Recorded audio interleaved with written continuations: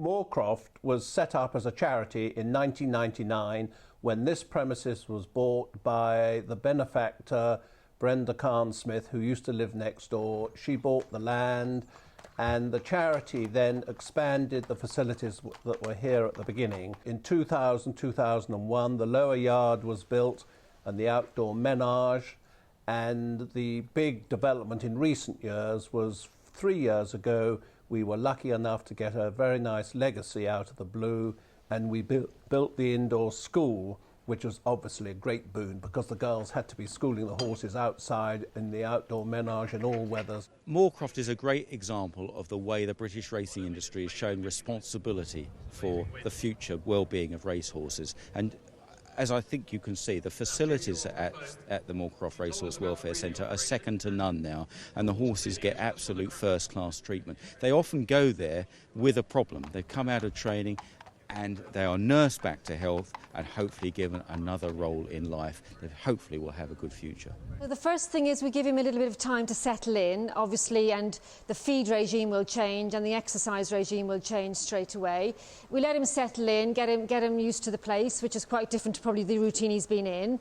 And I will personally start to assess him work-wise, how he feels, how comfortable he is, whatever, and decide what job in life he might think he'd like to do. So there's a process involved with that. We long rein, we ride quietly, and as he's probably galloping fit if he's just raced on the Sunday, so that all needs to calm down a bit. Sometimes at the racing yards they're not turned out very much, but we turn them out straight away all the time and start to give them a different sort of regime in life. Our total outgoings, as I said to you earlier, are nearly 360,000 a year. We, from our umbrella body, Retraining of Racehorses, which is part of the BHA, they give us 75,000 a year in a grant, and we have to raise the balance through high days and charity days and open days. And we have two main fundraising days, which is our race day at Plumpton that last year raised a record sum of 59,000.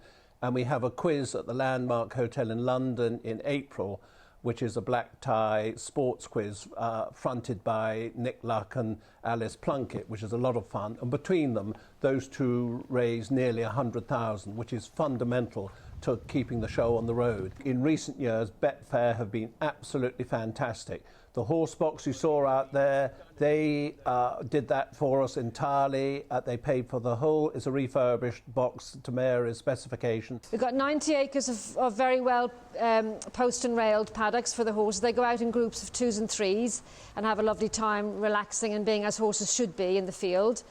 We have the indoor and the outdoor school, which is invaluable to me, for me to do my work. We've got the lovely solarium, thankfully the money was given to us by the Racing Foundation, which again is out there to help ex-racehorses, and it's a very valuable tool when their backs are a bit sore and tight. They easily go in there every day and have some treatment, and obviously we have an excellent vet and physiotherapist who helps me to change these horses and to get them working in a different way. Mary and the girls are absolutely fantastic. We have 2 bungalows here, so Mary and her husband live in one, and we have 3 permanent girls living in the other one. And then we have part-time staff, but basically there are only 5 full-time staff here looking after the horses. We have 28 stables, and we're pretty much full most of the year around. And as you can imagine, you've just seen the horses being schooled and so on, and Mary goes back to basics and makes them into a horse fit for something else after their racing career. OK, well, obviously we get to know them very well as quickly as possible while they're here, and they go through different stages with us. So I truly feel that I can put my hand on my heart and say I know the horse very well. And then my next job is to find a keeper. We call them keepers, who will rehome the horse. They come to the centre quite a few times to ride the horse in different situations, and obviously everybody has to be getting on very well or it wouldn't be a good match. And I always go and visit the home first before the horse leaves, so I can discuss so many aspects of what that particular horse likes and needs before he leaves here. So it's not a guessing game. I want him to settle into his new home as quickly as possible and to tell the person as much as I can about how the horse has been living and what he prefers. And you find people are amazing. They really want to give these horses a good home, and they're doing it for the right reason, and we have a good relationship with them, and we keep a check on them, and we visit them every 6 months. But we're always here to advise and help them as well. You have to sometimes give some of them a little bit more time and figure out, you know, what their tension is caused by. But I would honestly say I've been working here now for nearly 7 years, and I would say yes, every horse. Actually, they're quite happy to be let down and start to do something else a bit slower and quieter. The horses in racing are the entertainers. They are the ones that ultimately put on the show. And I just think there is a level of responsibility that the industry should show to them to give them some kind of future when their racing days are over. After all, a lot of racehorses are retired from racing for whatever reason, halfway through their lives. They've got a long future ahead of them, and places like the Moorcroft Racehorse Welfare Centre endeavour to give them that rosy future.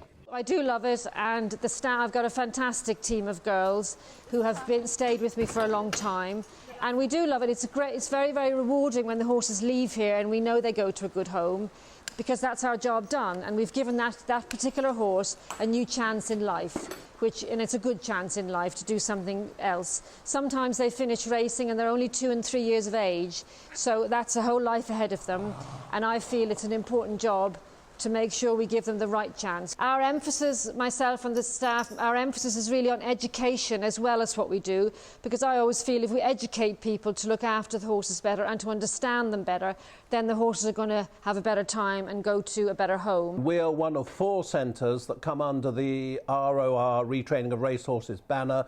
There's Gracemuir Heroes, there's Greatwood, which you know well about, and there's TRC up in Lancashire. And between us, I think we do the racing industry a service in giving a lot of those old warriors, some of them have been round chasing till they're 15 or 16, others may be 3 or 4 year olds off the flat, which have either been injured or they've run their time, and it's nice to give these horses a life after racing, because they just wouldn't like standing in a field in like a filthy day like this. You know, they're bred to do something, and it's nice that A, we're doing a service for the industry, and secondly, looking after the horse and giving them something to do rather than just be pushed on the side.